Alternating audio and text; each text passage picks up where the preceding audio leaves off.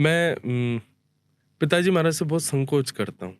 वो भी मुझसे बहुत संकोच करते हैं। हम पता नहीं क्यों आपस में बहुत एक तो मेरे गुरु हैं, दीक्षा मेरी उन्हीं से है। मैं उनके आगे दंडवती थोड़ा रहता हूँ। कभी-कभी बोल भी जाता हूँ पिता के नाते तो बाद में मुझे बुरा भी लगता है, मैं क्यों ऐसा इनके आगे बोल गया। हमारे पिताजी महाराज के कई सारे भाव ऐसे हैं, जैसे एक वो बात कहते हैं कि मेरी कथा थी कहीं पर, तो 3 बजे का टाइम था स्टेज पर जाने का और 3:30 बजे मेरा फ़ोन गया पिताजी पर।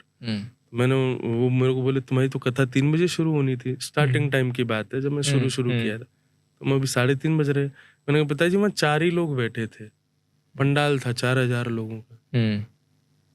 तो 4 लोगों की वजह से तुम वापस आ गए? मैंने कहा मैं कैसे सुनाऊँ 4 लोगों की कथा? तो मैं क्या अपनी कथा में गोपाल जी लेके चलता हूँ। पिताजी महाराज के गुरुजी का चित्र भी रखता हूँ। हनुमान जी का चित्र भी रखता हूँ। तो पिताजी मेरे को बोले ये सब जो तुम भीड़ ले जाते हो अपने साथ में गोपाल जी गुरुजी आदि इन सबको घर छोड़ के जाया करो। मैंने क्यों? तो तुमको तो ये लगता है ना 4000 ही लोग सुने, इनको क्यों बैठाते हो सामने? बेटा कभी भी कथा किसी के रंजन के लिए नहीं करनी है कि किसी को अच्छी लगे। कभी कोई ना सुनने वाला हो तो अपने आप को सुनाओ। तुम हम कोई सुधरे हुए हैं क्या बहुत ज्यादा कि हमको सुनने की आवश्यकता नहीं? जब कोई ना देखे तो अंतर्मुखी हो जाओ, नेत्र बंद करके स्वयं को सुनाओ।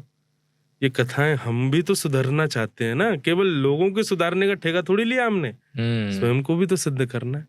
वो बात कही पिताजी ने। मैं 4 लोगों में ही कथा करके आया।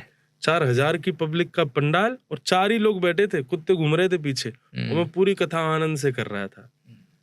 वो दिन का दिन आज तक मुझे कभी फर्क नहीं पड़ा कि कितने लोग आते हैं कथा में। अब तो वो काफी वो बदल गया। पर मेरे को अभी मेरे को किसी ने पूछा, बोले महाराज जी आपको अच्छा नहीं लगता इतनी भीड़ आती है ये? मैंने कहा ये मेरे पिताजी ने मेरे को एक दिन ऐसा निर्माण कर दिया था, तब से मुझे कोई फर्क नहीं पड़ता।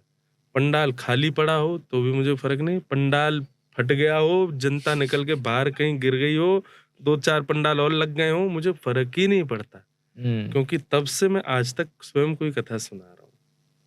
मुझे लगता है कि जहाँ जो भी भाव आ रहे हैं ये सब ठाकुर जी मेरे लिए कह।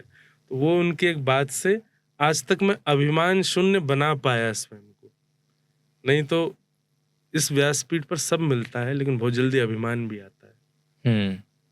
इतने लोग आपके आगे पीछे आ जाते हैं।